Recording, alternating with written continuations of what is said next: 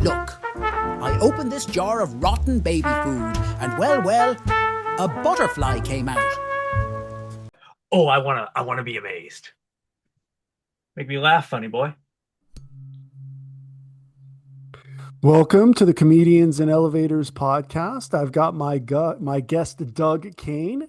Doug, say hi, introduce yourself, and tell us a little bit about yourself. Hey, I am Doug Kayne. I am a writer, screenwriter, comedian, actor, smartass, just based out of Los Angeles. Very good. Well, you ready to get started, Doug? I am so ready. Listen, to my regular listeners, I know you don't like when at the beginning of these conversations I ask you to subscribe. None of us like it. I don't like saying it. I don't like it being in here. But it's frustrating. You know what else is frustrating? It's also frustrating when I look in the back end of the YouTube channel and I see that 56% of you that watch frequently haven't yet subscribed. And I know this because I see it in the comments section. You say things like, I didn't know I didn't subscribe. And that's actually what fuels the show. Basically, it's like you're making a donation to the show. So that's why I ask all the time, because it enables us to build and build and build. And we're going for the long term here. Hit the subscribe button and we'll continue to build this show for you. That's my promise. Thank you to all you guys that do subscribe. It means the world to me. All right. So the whole point of the podcast is to compare and contrast the comic versus the comedian. Okay. So I define the comic as any person telling funny jokes versus the comedian who's a funny person telling any joke. So Doug, would you agree that you start as a comic and evolve into a comedian? Uh, I guess depending upon as far as the definition or whatever that you use. I mean, a lot of it just goes into semantics in many ways. In many ways, comedian and comic is interchangeable. I guess you could call it that. For me, a comedian, and this is going to sound weird, but a comedian is a person who says funny things, and a comic is a person that says things that are funny. That's pretty much you basically guarantee you explain it exactly in other words how I explain it, I think. So we're on the same page there. Yeah. So then I'll ask you, why is there a separation? There's a separation in my mind as far as the origin of that thing that is funny. Oh, So a comedian would be, and I might get some hate on this one, but a comedian would be the person that comes up with the funny things. A okay. comic would be the person that says things that are funny that has an origin somewhere else.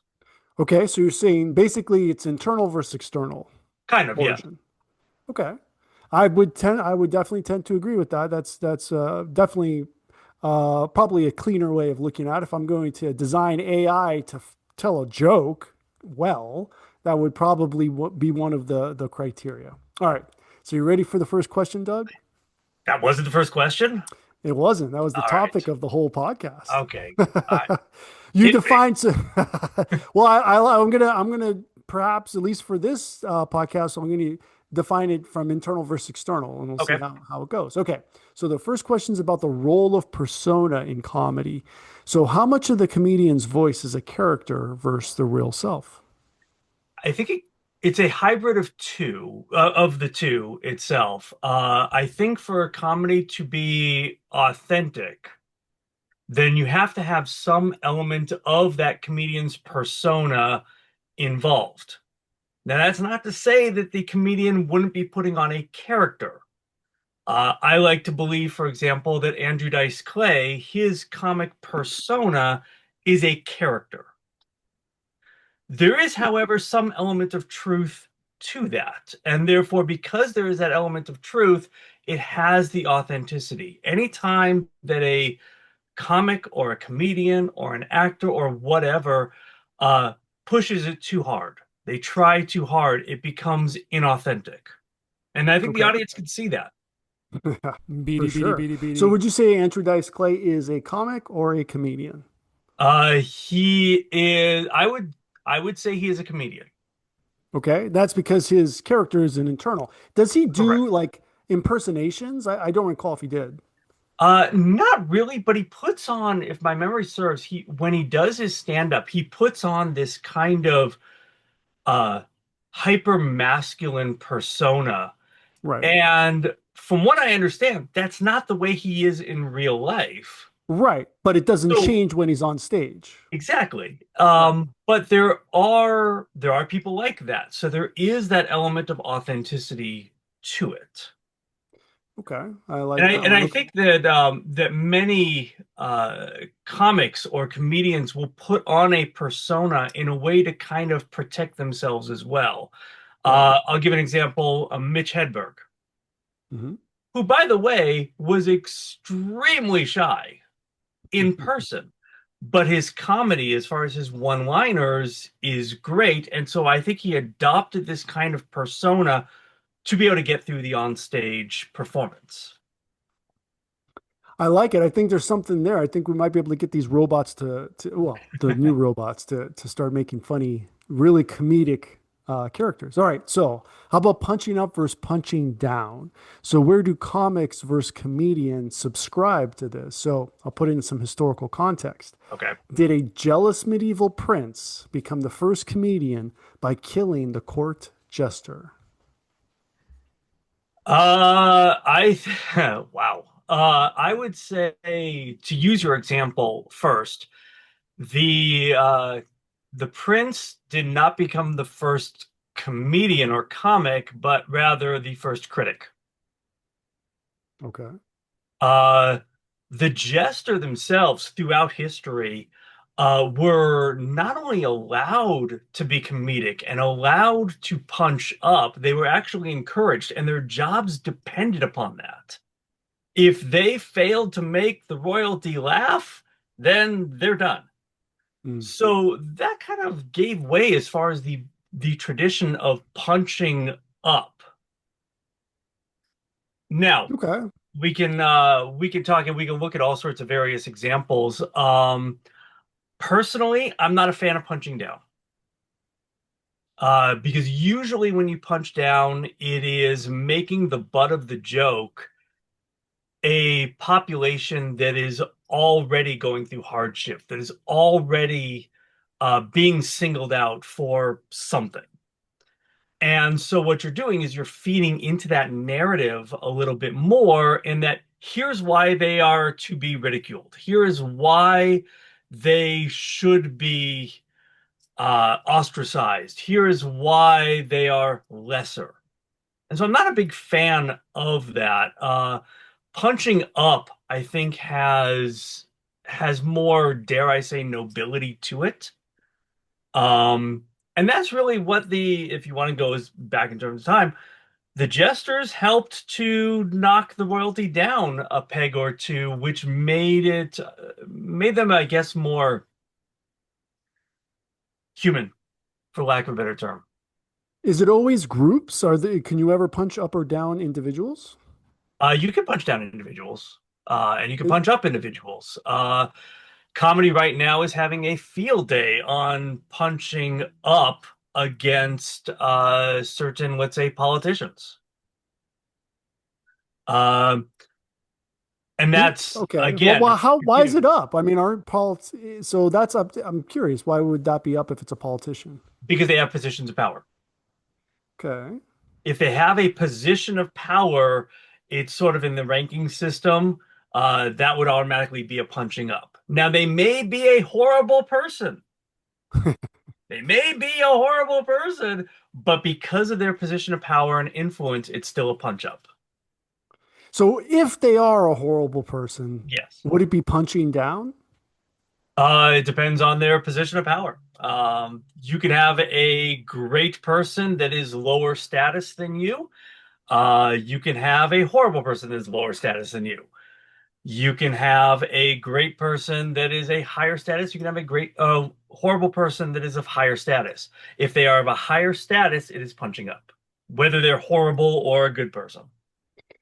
Okay, so today, if you tell a Tim Waltz joke, would that be punching up or punching down? It is technically punching up because he is in a position of power. Even though right now he's the bad guy. Or maybe Uh, not to everybody's perspective. You're right. He does I argue wouldn't say he's a against bad guy. I think he's a pretty good guy. But it. because he is in that position of power, he has the status that affords the position of being able to be subjected to ridicule. Okay. All right. So then is the audience agreement with the comedian a form of permission or alignment? Both. It can be both. We've seen examples where the comedian has said something that the audience has turned against. Hmm. So really it is the comedian's both job and skill to be able to feel out the audience, see what kinds of things that they would respond to, and in many ways deliver that. All right. All right. So how about cultural translation of comedy? So how do jokes that work in one country bomb in another?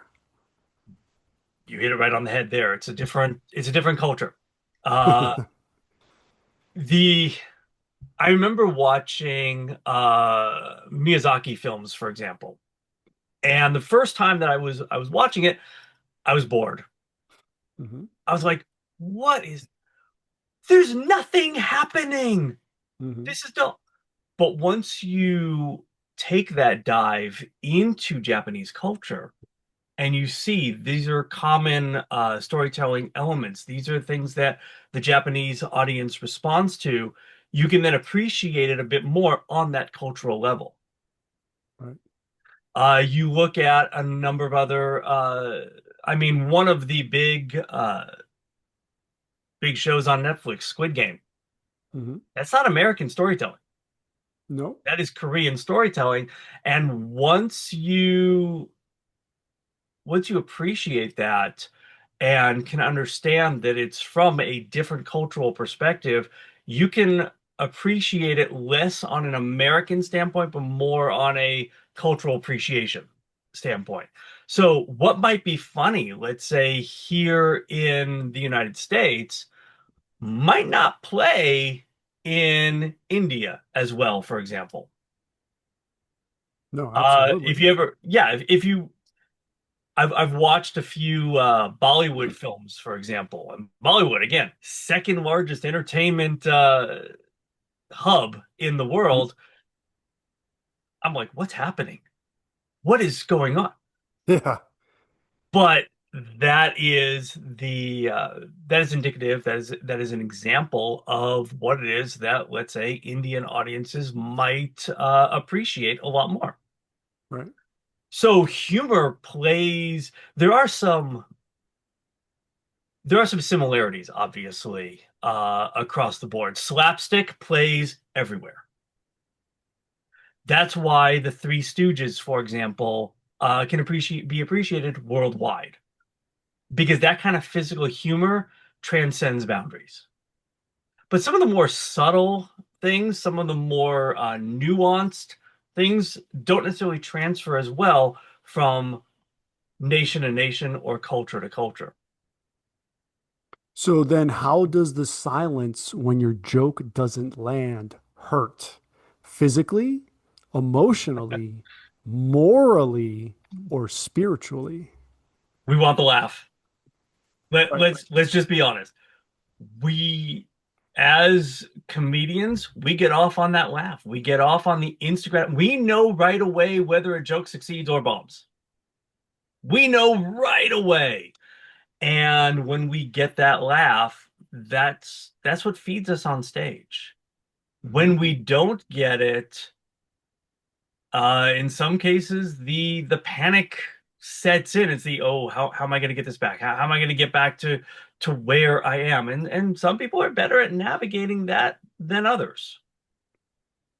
Absolutely. And that's why, at least at least with you, Doug, is the internal versus external is, I think this is going pretty well because that might be a technique, right? You want to make do something that's so drastic if it's not going well, right?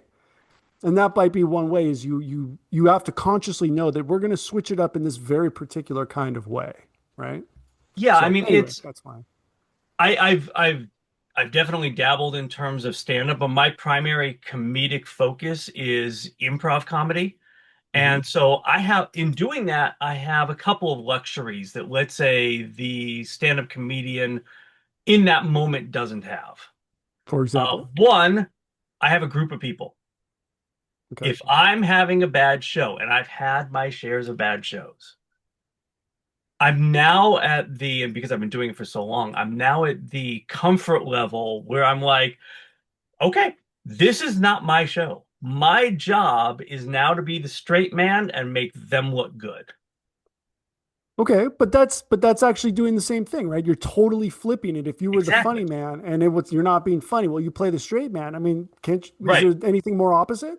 Uh, well, I would argue that the straight man is almost more important than the funny person. Abbott is in many ways more important than Costello. But there is that pivoting. But to continue with the idea, as far as one thing that improv has, for example, over the stand-up comedian is once your scene is done, you could reset each and every scene, each and every game, whatever you want to refer to it as, can be a reset, and you can easily get the audience back.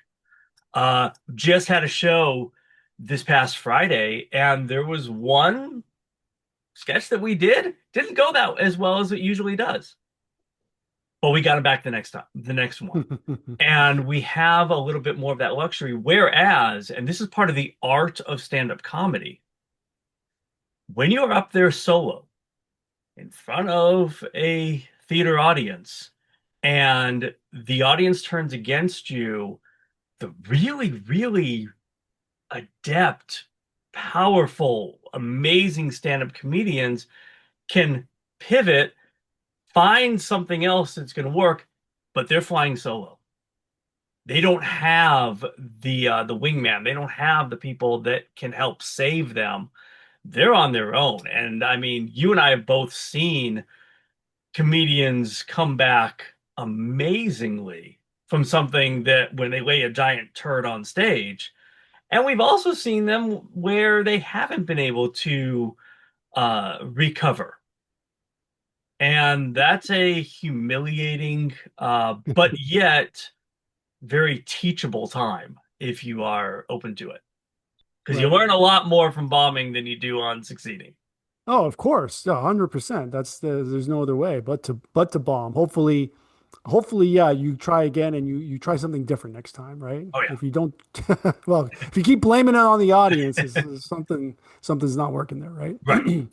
All right, so very important question. Advertising and self-promotion. Who advertises themselves more? The comic, the comedian, or the magician? You know that place where you're not conscious and you're not sleeping either? That's your power bill to the electric company. Right here. I want us to be here with free energy, where the Wardenclyffe Tower meets the Eiffel Tower. But that's not where we are. We are here, where you've got the utility and you've got residential solar. Between these two, we know which one saves you money. This is where we can go in the meantime. But this is where I want us to be now, and this can be done now. So let me deputize you to represent DOSE, Department of Solar Efficiency, and let's get on the podcast to get the message out today. See you soon. Wow. I'm going to discount the comic on this one because the comic is the person that says things that are funny. They're not necessarily on stage. Okay. Uh, necessarily. You could have, for example, also a comic actor. They're not necessarily a comedian, but they're a comic actor. But if they're performing, they got somebody else that's doing the advertising for them. A stand-up comedian or a comedian, they are hustling technically 24/7. If they are not advertising themselves through their material, they have to play the social media game. They have to play the networking game. just to get eyes on them to bring people to their material where then they're going to advertise, but then they need to bring people to them. It's very cyclical on that. Right, The right. So can I just ask before you answer the Yeah. magician, is the comic actor who, can you give an example? I'm trying to understand how, is it an externalized character? So my distinction on this one, the comic actor is going to say funny things that somebody else has written. Okay. Or they But made him themselves have written it, but it still comes from a some sort of material that is written in many times by committee and it's part of a more polished product.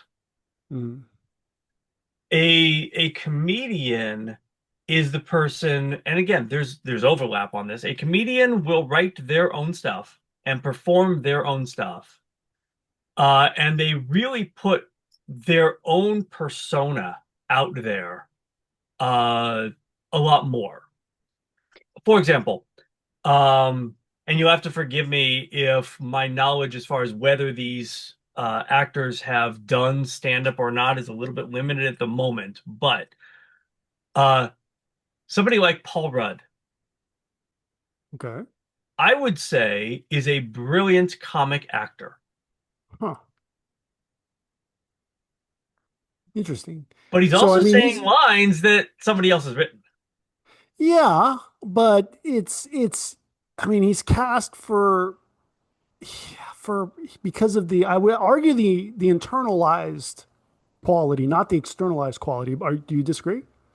There is something about Paul Rudd that Paul Rudd can only do the things that Paul Rudd does. Which So is yes, internal, that right? is, but that's also part of the identity as well. Okay. And so again, there's a lot of overlap. There's a lot Yeah, of of if we were to course. do a Venn diagram, we Yeah, pretty much definitely. have two very, very close Yes. circles on that. Right.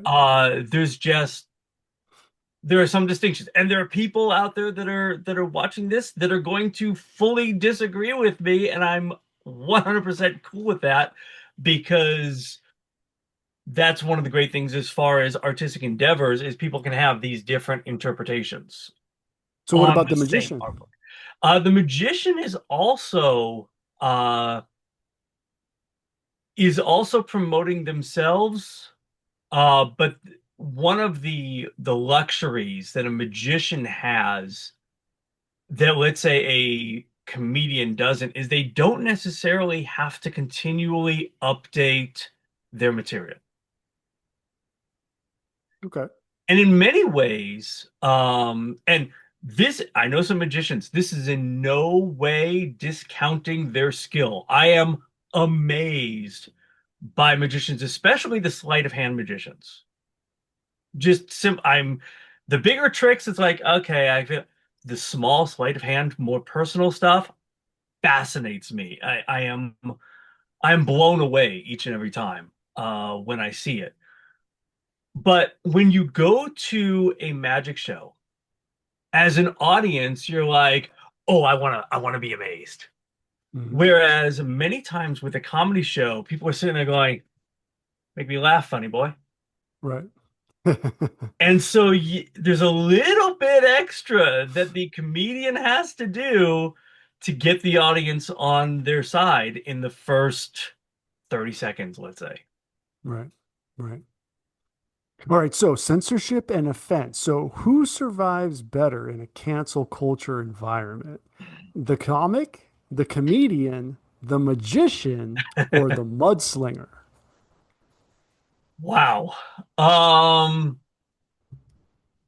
I would like to say the magician survives best because of the entertainment value on that. Mhm. Um, so I'd like to say they survive best, followed closely by the mudslinger, Okay. because the mudslinger will always have a target and they kind of get off on the slinging of mud and the Mhm. clicks and so on. We see the internet trolls. They just want the interaction. That's what they get off on. Right. Cancel culture impacts the comedian and the comic more because it's very difficult in some ways to come back from that when, especially in the days of everything's forever on the internet, uh, that's going to haunt you for a while. I'll give a perfect example on this. Michael Mhm. Richards, Yep. brilliant comic actor. You look back even before Seinfeld, you've got Fridays, you've got, and I'm gonna call it out, UHF. He booked Seinfeld. Kramer became a phenomenon. And that's going to lead him into movies which necessarily did not do as well, but that's playing off of his persona. You take something like Trial and Error, did not get great reviews, did Mhm. not really necessarily further him, but the guy could do no wrong until his famous. What what happened? What was that? Was he So, possessed by a devil? I was reading an interview on him or by him, with him, whatever conjunction you want to use on that, not that long ago, and he he feels really bad about that. It's like he can't. I don't even think he can necessarily explain what was going on Yeah. in that moment, but he took a lot of time when he disappeared from public eye. He took a lot of time to reflect on that and educate himself and really improve himself to come back from that. That being Right. said, what do we remember Michael Richards as?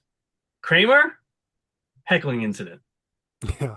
It has tainted him so prominently that he's having a tough time shaking that off.